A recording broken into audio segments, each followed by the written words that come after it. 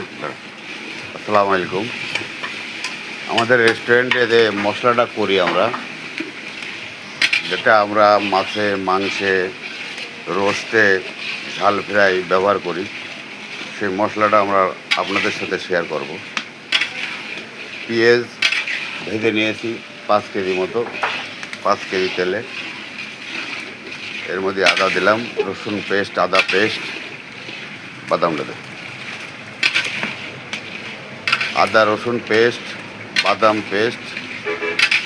এরপরে আমরা দেবো একটু ক্রিম।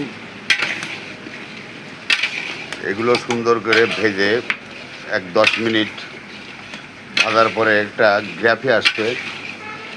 সুন্দর একটা গ্রেভি আসার পরে ভিতরে আমরা হলুদ, মরিচ, মশলা,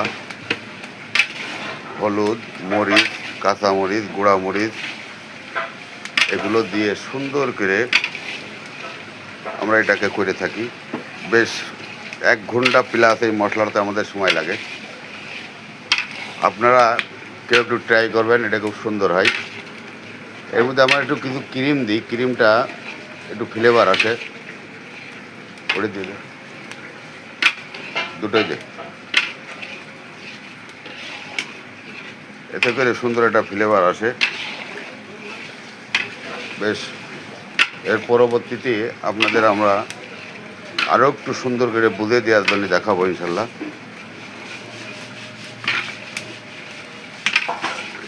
আমরা এভাবেই রেস্টুরেন্টে এই মশলাটা দিয়ে আমরা এটা দিয়ে মাছ, মাংস, রোস্ট, ঝাল ফ্রাই যাই আছে সব কিছু করতে পারি। আমরা গরম মশলা পরে দিয়ে অ্যাড করি, যে মাছের জন্য মাছের মশলা আর মাংসের জন্য মাংসের মশলা। ইনশাল্লাহ ভালো থাকবেন, সুস্থ থাকবেন। ধন্যবাদ।